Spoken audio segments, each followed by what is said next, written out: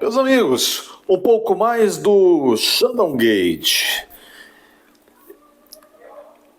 No domingo 18 de agosto, popular ontem, vem à tona mais um episódio, mais uma reportagem, esse conta-gotas, que a Folha de São Paulo, juntamente com o seu parceiro, o jornalista Glenn Greenwald, dizem que ao que consta, esse material provém de um certo aparelho de celular, é o que dizem por aí, que seria deste Eduardo Talhaferro. Suspeita-se isso, não está ainda cravado, demonstrado isso. Mas é sabido que é um celular, 6 gigabytes de informação. Quais informações? Informações que seriam diálogos, mensagens trocadas, principalmente de WhatsApp, mas certamente não só isso, trocas de documentos entre assessores do doutor Alexandre, sejam assessores no STF, assessores também lotados no TSE, quando o doutor Alexandre era também membro do TSE e ao mesmo tempo membro do STF. A informação que veio ventilada a partir desse material, desses 6 gigabytes, dizem que soltarão muito mais disso até o dia 9 de setembro, a ocasião em que vai ser protocolado o impeachment de Sua Excelência, que Pachecozão jura de pé junto, manda recados que a chance de ele tirar na gaveta é zero. Ora, fácil, antes de tirar Pacheco, já que Pachecozão não quer tirar o pedido de impeachment da gaveta, senadores da República, conheçam o regimento interno da casa, tirem o Pacheco então. Tirem, então, o Pacheco da cadeira, senadores. Isso já foi feito, por exemplo, na Câmara. Os senadores tiraram de lá o Severino Cavalcante, quando era um presidente da Câmara que estava atrapalhando muito o andar da República. Há precedentes e há, sim, ferramentas regimentais para se operar a retirada do Pachecozão de lá. Agora o povo pode dar sim uma ajudazinha mestra nisso, né? O povo, democraticamente, o direito de reunião, qual seja a manifestação em praça pública, ainda está plasmado, albergado lá em um dos incisos lá do artigo 5º da nossa Constituição. Aliás, um pequeno parêntese de 20 segundos. Esse direito de reunião, que é o direito de manifestação das pessoas se encontrarem em praça pública e ali protestar em harmonia, em tranquilidade. Esse direito, o Gilmar Mendes, em entrevista recente, não tem tanto tempo assim, na Globo News, isso já foi após a volta do Ignácio, o Gilmar Mendes, desdecano da corte, disse o seguinte: é preciso que nós temperemos esse direito à reunião, porque é muito... Estou pensando em mandar uma PEC, proposta de emenda constitucional, para o parlamento, porque, veja, está previsto na Constituição, mas nesses tempos é muito perigoso que, por exemplo, no dia 7 de setembro, 500 mil pessoas, 1 milhão de pessoas se reúnam para manifestações em praça pública, em via pública. É muito perigoso. Ele toma a população como se a população fosse uma baderneira nata, não é? E não é assim, muito longe disso.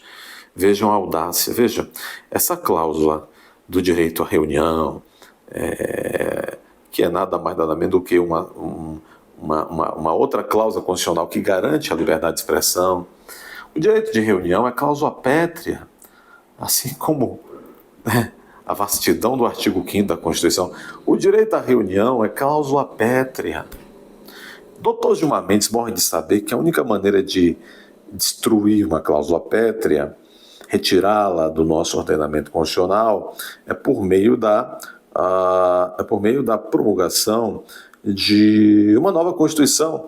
Ter-se-ia que reunir, como diria Temer, ter-se-ia que convocar-se o novo poder constituinte, e esse poder constituinte, uma Assembleia Constituinte, que é o poder constituinte que é o constituinte primário, ele poderia, então, fazendo uma nova Constituição, retirar esta cláusula pétrea, né? Ou não colocá-la no novo texto constitucional. Agora, o constituinte derivado, ou seja, os deputados e senadores que estão aí não podem, por meio de uma PEC, limitar, restringir, remodelar, firulizar o direito à reunião. Não, não, não, não, não. Ponto. Mas o direito à reunião, pelo menos, está lá, viu? Está na Constituição ainda. Eu dizia o seguinte, então, nesses tempos difíceis em que estamos passando, e tudo isso agora vem um pouco revelado, desmascarado por meio desse material que está vindo. Olha, dizem que até lá, o dia 7 de setembro, muita coisa vai ser publicada na Folha de São Paulo. Uns dizem, a Folha de São Paulo vai dar para trás. Outros dizem, o Glyn tem o material, o Glyn vai soltar esse material. Creio que é muito difícil, uma vez que isso começou a ser posto na rua, que aqueles que têm o material retrocedam. Creio muito difícil. Pode ser, pode, mas creio ser muito difícil. Bom, e no domingo, então, a Folha de São Paulo publicou um outro gominho desta saga, outro episódio desta saga. Diz aqui a Revista Oeste, mas está em toda a mídia, e nas redes sociais, etc, etc, etc. O juiz, nesta matéria do domingo, sobre esse material, essas conversações que nós já sabemos, diz aqui, o juiz auxiliar de Moraes fala em mandar jagunços para prender Alan dos Santos nos Estados Unidos. Literalmente ele fala isso. Sugestão aparece em troca de mensagens com outro magistrado. Gente, são 2 juízes concursados que estão cedidos, foram chamados, tem isso no STF, os gabinetes, todos os ministros praticamente, eles convocam juízes, não só estaduais, mas também juízes federais, para atuar ali dentro do gabinete deles. Essa semana eu vi o ministro Marco Aurélio, aposentado pelo STF, falar o seguinte, que ele não tinha juízes como auxiliares, não tinha juízes como assessores. Ele tinha assessores, mas não juízes. Complicado, né? Isso acontece também até em tribunais de justiça. Me lembro que o professor Guilherme de Souza Nutti foi juiz auxiliar de desembargador há muito tempo, até ele próprio se tornar desembargador. Eu fico me perguntando, eu não tenho nada a ver com esse contexto que estamos falando aqui com o grande professor Guilherme de Souza Nutti. Ele não está no meio disso não. Mas eu fico pensando o seguinte, esses áudios que nós estávamos ouvindo esse de Ailton, né, que é um dos juízes auxiliares do Alexandre de Moraes, e agora já tem aqui um bate-papo entre essas conversas, né? Entre, vamos mandar jagunço para pegar o Alan dos Santos, já que os Estados Unidos não quer extraditar, né? Mesmo que em tom de pilhéria, isto é de você vê que o sadismo, ele vai contaminando, é a banalização do mal, como diria Hannah Arendt, ele vai contaminando de cima para baixo, né? Ele vai virando escola, o sadismo, né? O sadismo, isso é sadismo, cara. É sadismo isso. E ver esse papo entre esses 2 juízes concursados, etc. Olha, a lei orgânica da magistratura incide sobre esses sujeitos, mesmo eles estando xandanizados nesse momento. A Loman, agora o CNJ, claro que faz aquele passamento de pano para esses, para outros não, infelizmente. É gravíssimo, gente, é gravíssimo. Qual magistrado hoje no Brasil, se numa conversa vazada entre ele e um colega, entre ele e um auxiliar, se eles estivessem também comentando sobre alguma coisa assim, alguém que devesse ser extraditado, ou mesmo uma carta rogatória que estivesse com dificuldade de ser cumprida em outro país, se eles fizessem menção e vazassem essa conversa, menção a um jagunço, eles seriam punidos em praça pública pelo CNJ, Conselho Nacional de Justiça, e com esses caras aí não acontece nada, não acontece nada. Então eu fico pensando assim, esse Ailton mesmo, esse doutor Ailton, juiz auxiliar, que foi pego lá, dizendo, olha, use a criatividade, dizendo isso para Eduardo Talhaferro, naquela primeira ou segunda matéria da Folha, use a criatividade. Gente, Um sujeito desse tem uma história, tem família, tem uma história, ele foi lá, fez a faculdade, estudou para concurso público, provavelmente advogou um pedacito, né, e tal.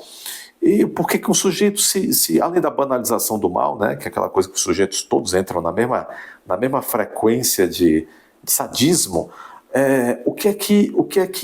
como funciona a cabeça de um elemento desse?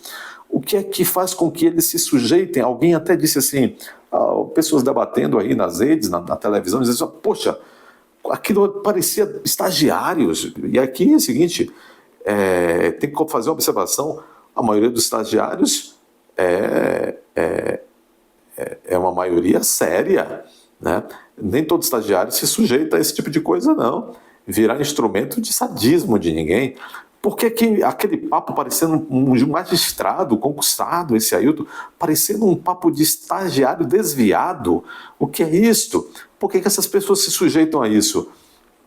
Agradam ou entram nisso por quê? O quê? É uma esperança de ser daqui a pouco nomeado desembargador de algum lugar? Como é isso? Entendem isso? Como é isso? Ou ministro, de repente até do TSE ou do STJ, o que é isso? Como diria Maria do Rosário, mas o que é isso?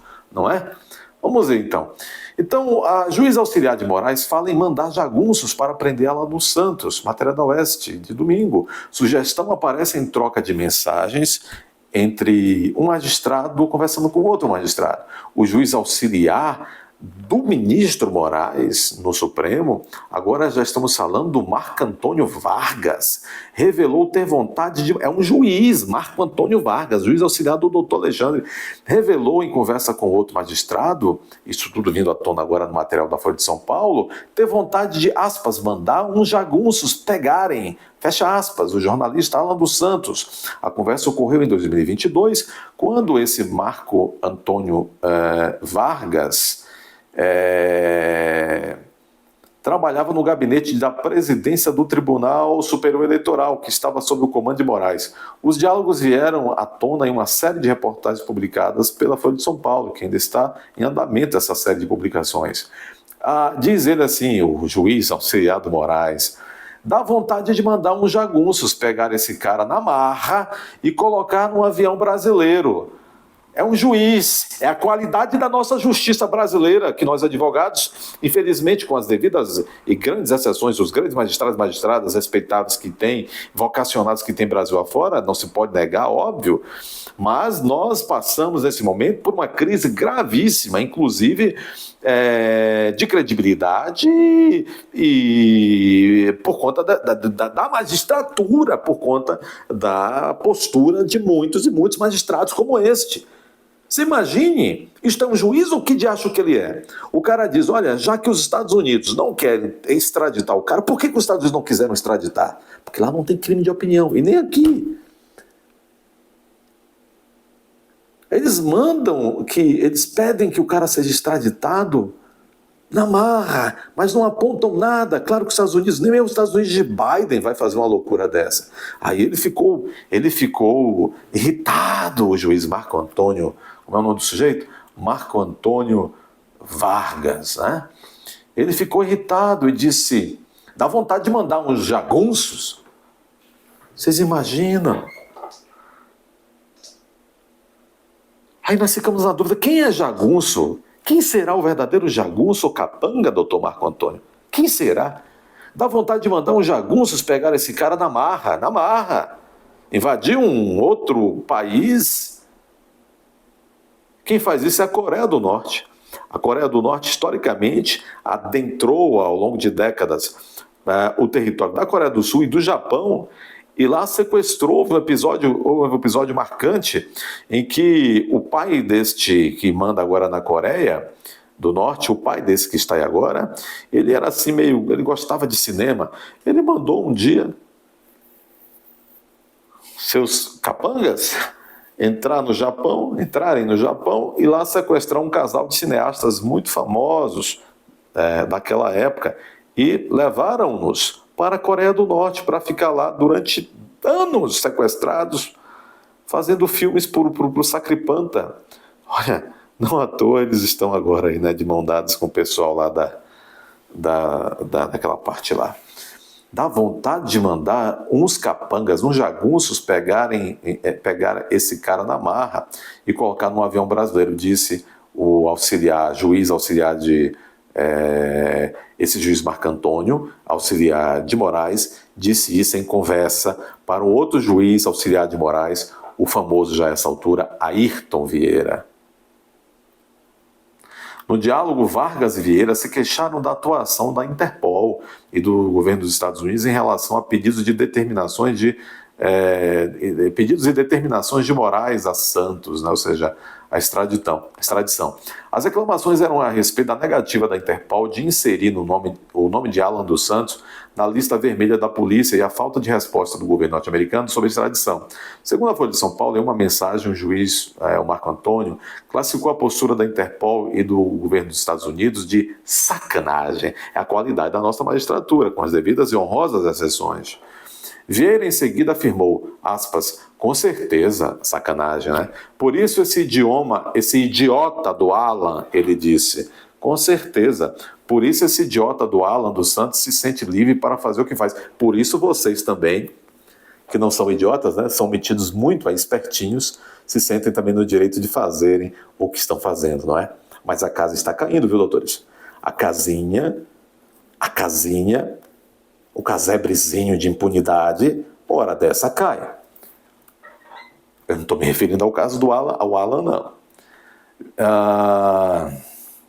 É isto. E eu fico vendo vários figurões do direito brasileiro, vários figurões da advocacia brasileira, fico vendo o Procurador-Geral da República falar que tudo isso é normal. Lewandowski também na sexta-feira disse que não vê problema nenhum, que tudo que o Alexandre de Moraes fez está dentro da lei, da sua lei, que você tem dentro da sua cabeça. Você que não larga o osso, não é, Lewandowski? Meus amigos, deixe seu like. Inscreva-se neste canal, é muito importante. Deixe comentários educados, nada de comentários radicalizados, ok? E considerem também tirar as cobrinhas do bolso e se inscrever no canal.